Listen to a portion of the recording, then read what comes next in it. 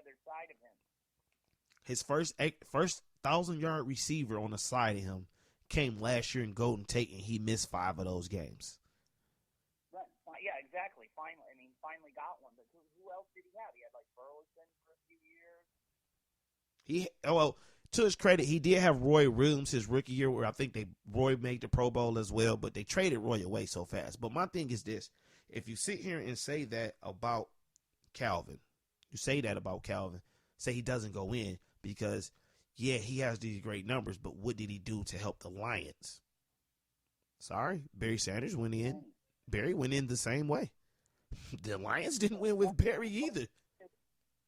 What did he do to help the Lions? He took a team that went 0-16 at one point and turned it into a playoff team. That's what he did. Just because they didn't win a ring, people need to get that there are 32 teams in the NFL. Winning a ring is not that easy, and if the team doesn't win it, that doesn't mean a player doesn't get in the Hall of Fame. Are you telling me Larry Fitzgerald's not a Hall of Famer because he doesn't have a ring? That's not going to, fly with anybody. He's a Hall of Famer. It's just with wide receivers, it takes them a few more years to get there because there's so many more of them, and it's a dependent position because you have to depend on your quarterback. But at the end of the day, they do get in, and they will get. He will get in, just the same as, like I said, Larry Fitzgerald, T.O., some of the other guys did. It took years for Carter. It took years for Harrison. It will happen. Now, let's talk about my guy, Marshawn. Okay. Now, you said something, and I'm like, hold on. You're a fantasy guy. Marshawn started off as a rookie. White lightning hot, bro. Like, as a rookie, I remember picking him up late. My boy drafted him in one league. I remember having him in the league. Marshawn rookie numbers as stand. First of all, remember he's the 12th overall pick. Marshawn played 13 games, 1,115 yards, and 7 TDs. His second season, he played 15 games, 1036, and 8 TDs. And then following his third year, I don't know if it was like a problem going on, but he played 13 games where he started in 6, 450 yards and 2 TDs. Then he was traded midway through the season of the 2010 season, which he played and started in 14 games, 737 yards and 6 TDs. And from that point on, up until this past season, Beast Mode was officially Beast Mode. Never under 1,100 yards. 5 straight years, nothing under 1,100 yards. 12 TDs, 11 TDs, 12 TDs, 13 TDs, and 3. He had 2 bad years due to probably the level of the mindset that he was in. He's been a stud. I didn't even know the numbers were that good. I kind of agreed. I thought he dropped off after his rookie year. I didn't notice that. I did not know until I looked it up now that his sophomore season was a 1,000-yard season as well. If he doesn't get hurt this year, he officially has 10,000 yards. Because you got to think, if Marshawn doesn't get hurt this year, coming in at 417, Marshawn probably would have turned that into at least a 1,200-yard season. Yeah. I'm looking at the numbers right now on my iPad, and I am seeing exactly what you said. It was definitely a fall off, like you said, in 2009. And I think that probably has something to do with, I don't know, injury, or maybe that was the arrival of McGahee. I'm not sure if that was, what happened in Buffalo. But he wasn't the main starter, I don't think. No, he only started in 6 games. Yeah. I think that's when the gang allegations came up and him and the coach fell out of favor. Oh, okay. All right. Yeah, I didn't know all the stories of what happened there. That's sensitive information. But as I'm looking at it, no, there's definitely, all right, you know what, looking at these numbers, 74 touchdowns, 9,112 yards, career, definitely some of the more important. You know what, he definitely could be considered a potential Hall of Fame guy. It'll take him a little while. I mean, it took, Bettis wasn't in immediate, and he was the one of the top guys. He's not going to be up on the high on the list but he could definitely be there. So I will. I'll say he's a borderline guy. Now let me ask you this: do you take in consideration? Now we just looked at his numbers. I mean, from 2011 on out, it's arguably to say he's probably was maybe been the second best to Adrian Peterson. I'm pretty sure if we both pulled the numbers up, the touchdown eclipsed Adrian Peterson because Adrian Peterson always had the yards, but the touchdowns were never there. But in a pass-happy league at this time, if you had a Hall of Fame vote, do you equate that into your vote? Because we're in a generation, in an era of football now where the deep ball is God and the run game is abandoned. For a guy to have those numbers in a pass-happy era should speak volumes. Just imagine if he ran the ball during the running back era time, his numbers may be even better. Yeah, he might be up there. He might be up there with Priest Holmes and Sean Alexander and LaDainian Tomlinson as far as touchdowns. Like, yeah, you're the guy averaged 12 touchdowns a year for 4 years. So and I had to ask that because that was one of those things where it was kind of like, you know, people are saying this and that. And I think same thing with baseball. You have to start equating when you're coming up with these Hall of Fame guys and these numbers. The time change. Players are bigger, stronger, faster. The rules, especially in football, the rules have gotten a lot of softer to protect the players. So, therefore, the wide receivers are – well, I mean, we're seeing wide receivers and quarterbacks do numbers like every year that's just amazing. Like, the things Antonio Brown can do would have never worked back in Deion days or Steve Atwater. Like, because, for one, the rule of you hit a unprotected wide receiver did not exist. If the ball was your way, you were a target. No, a defenseless player, that's what it's called, a defenseless player. Exactly. No, there's no such thing as that when someone like Terrell Owens or, there was none of that stuff back then. So I think they should start favoring that into. I mean, personally, I think both of these guys are shoe-in Hall of Famers, regardless if Calvin's team didn't elevate. Calvin went out there week in and week out and balled, and I'm not saying it just because I'm from Detroit.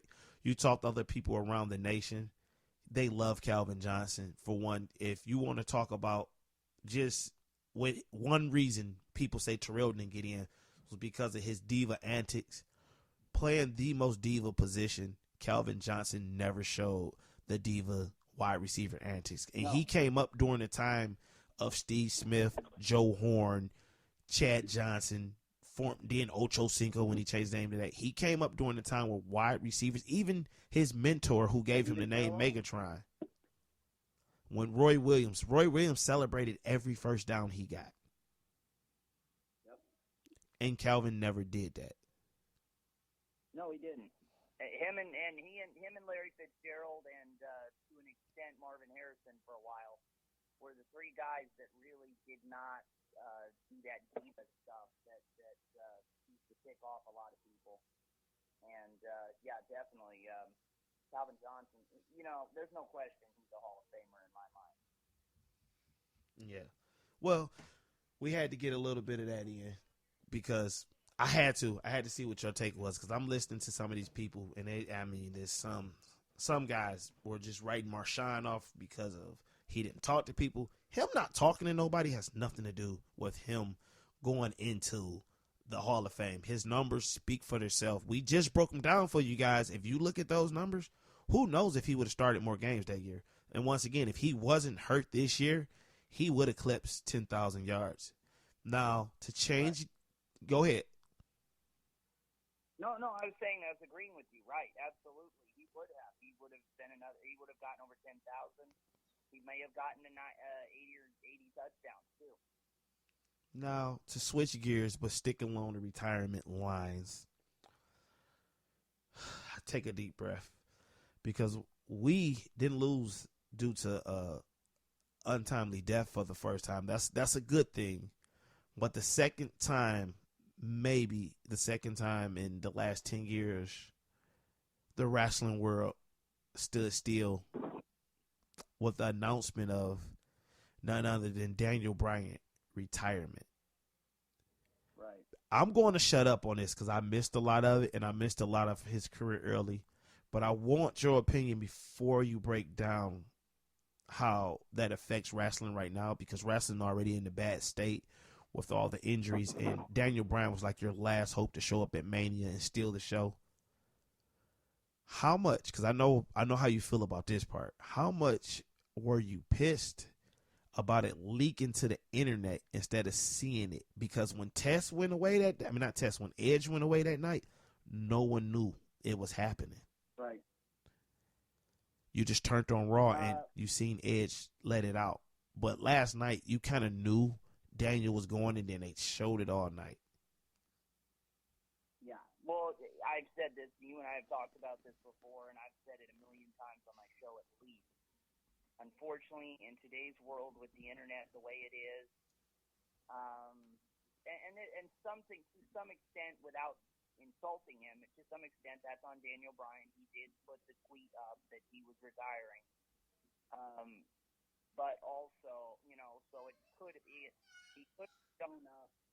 I think under different circumstances, if that show had been in any other place, I think he would have come out like Edge early in the show and done it the way he did.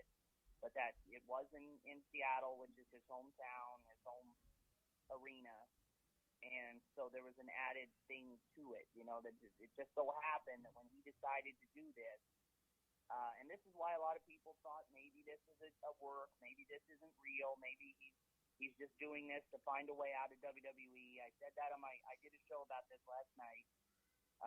For my podcast, and at the end of the day, I believe completely that this is real. This is not Ric Flair, being retired in a match and then going to TNA and having a match with Hulk Hogan or something like that. I don't think Daniel Bryan's going to be going back to Ring of Honor. I don't think he's going to TNA. I don't think he's going to Japan. I think he's done. People have to remember Daniel Bryan has been wrestling. His real name is Bryan Danielson.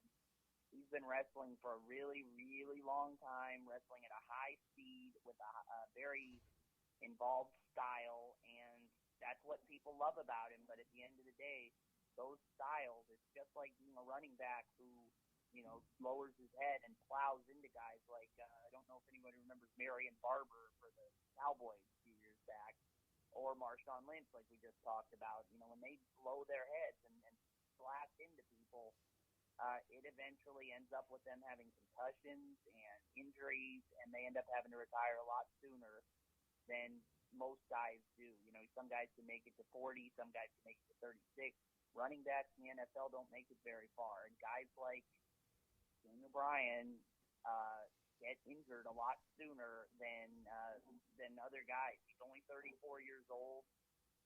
To say that he's, under other circumstances, he might have had some time left. He definitely had some time left to the typical career. I mean, when you're looking at a guy like, there's a almost 50-year-old man who's the WWE champion right now. But at the end of the day, Daniel Bryan, his injuries were too many, and it was time for him to call it quits before he made it any worse on himself. And he did an amazing job on Raw last night of making the crowd understand, so as much like Edge did when he gave his speech about his neck.